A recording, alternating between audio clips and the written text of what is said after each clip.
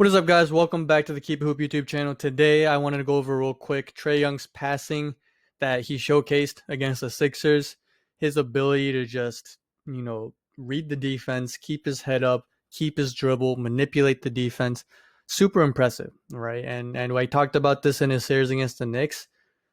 His maturity and how far he's come, because the passing has always been there, but he's cut down on the turnovers and is really becoming someone who is improving his teammates. And, you know, I think I wanted to showcase and kind of really pick apart his passing game, because whenever you watch the highlights on YouTube or Instagram or ESPN, NBA TV, all that, his shooting and scoring or the floaters at the end of games, he had one against the Knicks, had another one against the Sixers. Those are the things that often get shown. And I think if you're not watching the game, so you're a casual fan, you start to think that, oh, he's, you know, um, only a scorer or whatnot. But his passing really is insane. And he has talked about how Steve Nash was someone he looked up to and someone he molded his game after. And obviously, there's comparisons of him and Steph as well. But you can really see the Steve Nash comparison because, yeah, they play a little differently overall. Steve was pass first, whereas Trae can pass, but he's still a score first point guard. But again, you do see the similarities in their ability to, just read the defense, manipulate the defense, hold on to that dribble, and just make the right reads. And I've been super impressed. So you see here, beginning of the game, getting your big involved is really important. You want to have him, feeling engaged, so he'll rebound and defend for you.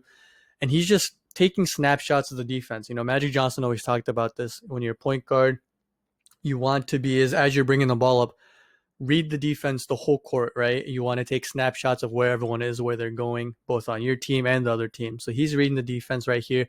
He sees that Thibault is his defender, stepping up. Ben Simmons is a little bit late. He's pointing out to Capella to get him. Embiid is going to have a hard time because his back's to him, and Seth Curry is going to be a non-factor because he's smaller and he's already up there guarding John Collins. So Trae Young reads this, fires off a bullet pass that Embiid can't get to. Really easy layup to start off the game. This pick and roll with Trae Young and Clint Capella is something that the Hawks go to and run very often, and for good reasons. They get a lot of good looks out of it. Trae with his, probably one of the best, if not the best floaters in the game, as we've seen in the playoffs, makes this super difficult to guard because you don't want to just go up to him too fast, because then he's just going to throw the lob to Capella. And if you keep backing off, which we'll see later on in the game, then he's just going to hit that floater, right? So Embiid's put in a hard position. Ben Simmons, who's a great defender, still, when you get screened by a guy like Capella, who is a solid screener, he's going to take a second to get back into the play. But the thing is, Trae still has to make this pass. And yeah, making the pass in terms of accuracy isn't too difficult. Well, I mean, even though you can argue at his size, having a pass over the arms of Ben Simmons, Joel Embiid, and guys like Thibault who are guarding him, it's not the easiest thing in the world.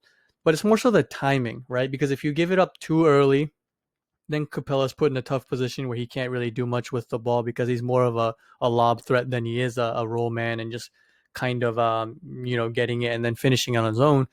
But if you give it up too late, then, Capella's probably not even going to be open, right? So the timing is key. And you see here, waits until Embiid is trying to come to him. Once he sees that split second, launches it up to Capella. Again, getting the big man involved early and often. Look, there's another simple play. And physically, the accuracy of the pass isn't going to be the most difficult thing, but it's the timing, right? Because Bogdanovich is going to set a screen. He's going to slip it. If Trae Young doesn't wait and wants to give the ball up too early, then one, Ben Simmons can just slide over and they just switch. Not the biggest deal. Two, Bogdanovich here isn't even going to be on balance, right? He's not going to really be ready for the shot. So Trae Young does a nice job holding on to the ball, really taking the defense and the double team on, allowing Bogdanovich to, just get in shooting motion, get ready, get comfortable, leads to a wide open three, knockdown. Hawks go up 10-4 early. Big in a game that they have to win at home. This plays a really good example of what I was talking about earlier in terms of manipulating the defense. Again, not passing it too early or too late. Uses the screen from John Collins. Dwight's seen, Trae Young, his ability to shoot off the dribble, also his ability to hit the floater. So this time they play a little up. Now, if I'm being picky, right? The Sixers could have done a better job of sliding over. But in this snapshot right here, the Sixers are doing a pretty good job of defending it. Trae's going to have a hard time passing this to John Collins over or around both Thibault and Dwight Howard. You do have some guys who are capable of knocking down the shots for the Hawks on the weak side. And even if Trae Young was to pass this to Collins right now, it's going to put Collins in a tough decision or tough position because he's not someone who's great at coming to a stop, all of a sudden and getting off a pass. He's more of a finisher. That's not something he does really well in terms of passing. So Trae Young, again, holding on to his dribble. That little hesitation right there. He had a little bit of a head fake, gets Dwight to bite on the pump fake a little bit, and that gives him the angle to get the ball to John Collins for the wide open layup. But it's those small things that separate the good point guards to the elite point guards. And these are some of the things that Trae didn't consistently, utilize in his rookie year, second year. But he's really coming into his own and is putting everything together: the floater game, the 3-point shot, the passing, and again is really turning into a floor general, someone who can make his teammates better outside of obviously his own scoring skills. And it's why Atlanta, while Embiid, if he plays just a tiny bit better, they probably win that game. But still, the Hawks are tied 2-2 against the Sixers, and a lot of it is because of Trae Young and just how much he's grown, even in these playoffs alone. So you see here, right, the Hawks are running another pick and roll, and this time Dwight drops off a little bit, right? He says, all right, Trae, for a lot of this game, has been looking for the lob, looking for the pass to the big, and Trae Young reads this, and this is exactly what he wants, because then he just gets a wide open floater, gets it to go. Really easy look for him. But just making the right reads. If you play up, I'm going to lob it up. If you drop coverage, floater. And it's really hard for a defense to deal with that. So then you talk about the creativity or the craftiness that you have to have, especially at his height, against a good team like Philadelphia, against all the size that they have defensively, right? So the Sixers actually do a pretty good job of defending the pick and roll and the lob that the Hawks have obviously had a lot of success with, right? You have pretty bad spacing here by Bogdanovic, which allows Korkmaz to kind of cheat over and help on this. Seth Curry's even coming down a little bit because this pass from Trae Young to Huerta would be very tough to make, which allows Joel Embiid to kind of hedge up on the initial drive by Trae Young. And they have a lot of these bases covered, right? Trae doesn't panic, keeps his dribble, gets to the paint, puts Ben Simmons in jail, which makes Joel Embiid have to come over and stay on him, right? Because if Ben Simmons was allowed to just recover, then Joel can go back onto Clint Capella. So not only does he put Ben Simmons in jail behind him, uses the pump fake, Embiid bites on it, and then Clint Capella is rewarded with a very nice wide open layup once again. So I like this play a lot because there's not a lot that the Sixers can do, right? Bogdanovic, who's obviously a good shooter, he's going to the corner, so Seth Curry has to follow, and you have Huerta, who's another good shooter.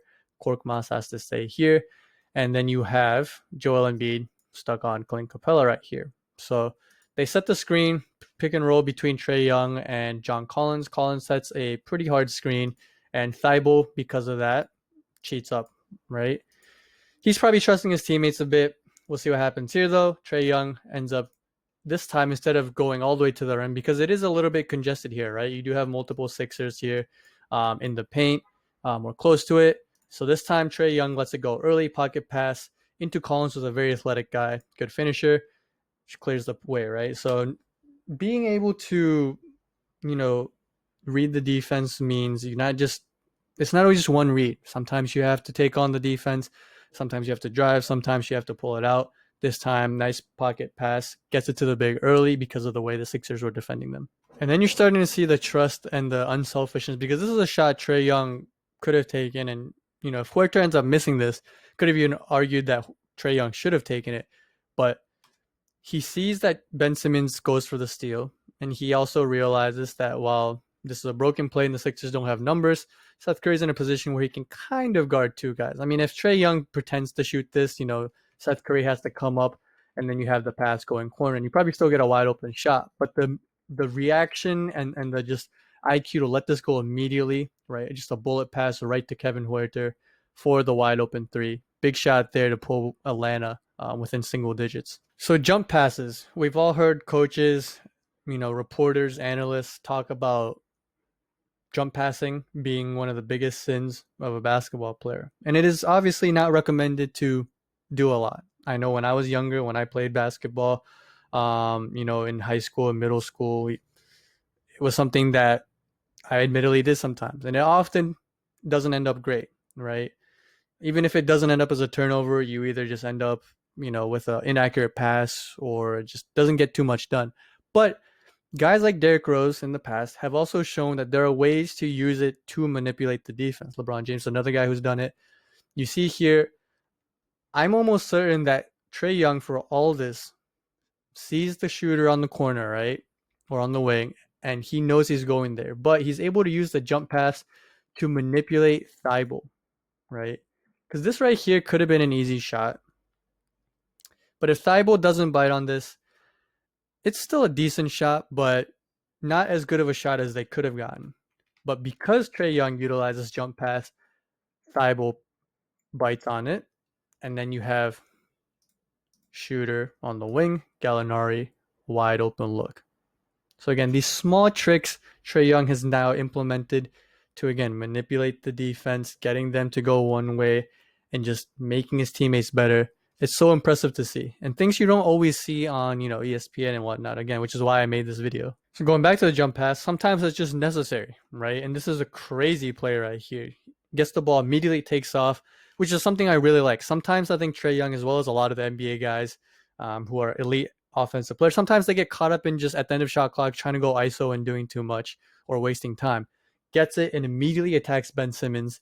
Again, Ben Simmons is a great defender, but Trae Young's just going to have that first step, the quickness, and just being lowered to the ground, that leverage, right? So he immediately goes to the paint, draws 3 guys, right? So yeah, he beat Ben Simmons, Joel Embiid, and I think that's Tobias Harris are there. But this is gonna be a really tough finish for him, right? Because he's at his speed and where he's going, he's not gonna be able to get off the floater. So he looks for the layup, but he's able to spot a wide open John Collins in the corner, and Trae Young fires a bullet pass right into the shooting pocket.